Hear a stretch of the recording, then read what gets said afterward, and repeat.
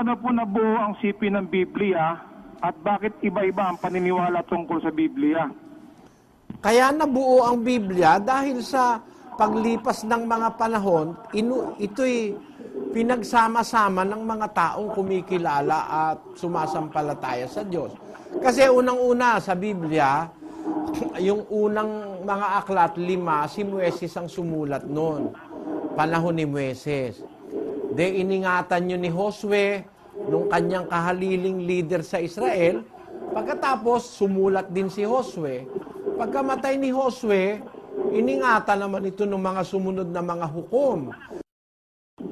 Tapos yung sulat naman ng mga hukom, at saka yung sulat ni Josue, saka sulat ni Moises, iningatan naman ng sumunod na mga saserdote sa Israel at mga propeta. Hanggang makarating sa panahong Kristiyano.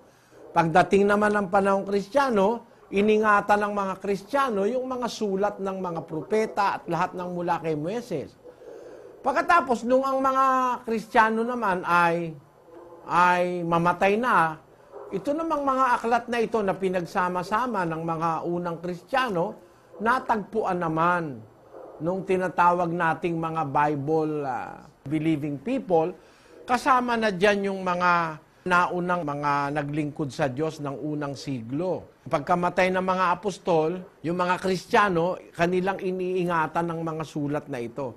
Hanggang matuklasan ito sa ating modernong panahon. Pinagsama-sama ito ngayon ng mga tinatawag na Bible scholars.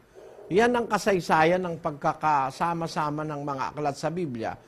Although ito'y isinulat sa magkakaibang panahon, ng magkakaibang tao, nagkasama-sama ito sa effort ng mga taong sumasampalataya at kumikilala sa Diyos.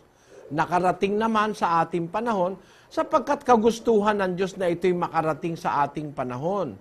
102:18 ng awit, pakinggan nyo. Ito'y isusulat na ukol sa lahing susunod, at ang bayang lalalangin ay pupuri sa Panginoon. Kaya ito isinulat para sa lahing susunod, sabi ng Biblia. Kaya tayo ang recipient nito. Tayo yung lahi na sumunod doon sa mga naunang mga nag-ingat ng Biblia, kaya pahalagahan natin ito. Dahil ito ang kinalalagyan ng salita ng Diyos na ikaliligtas ng ating mga kaluluwa. Sa isang taong sumasampalatayang may Diyos, napakahalaga sa kanya ng salita ng Diyos. Iniingatan niya ito sa kanyang puso. Ang totoo, kapatid, yung iba nilalagay lang ito sa library . Pero ang totoo, dapat dito ilagay sa puso . Pakinggan mo sa 119:11 ng awit. Ang salita mo'y aking iningatan sa aking puso, upang huwag akong magkasala laban sa iyo. Ayon, ang sabi ni David, ang salita mo iningatan ko sa aking puso, upang huwag akong magkasala laban sa iyo.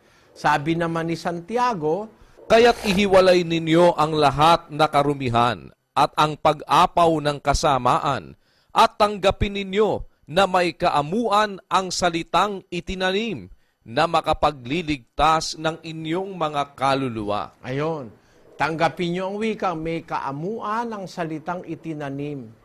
Kaya alam nyo mga Kristiyano, sila ang pangunahing nagmalasakit na itong mga salitang ito'y maingatan, hindi lamang sa papel, sa aklat, kundi pati sa kanilang puso.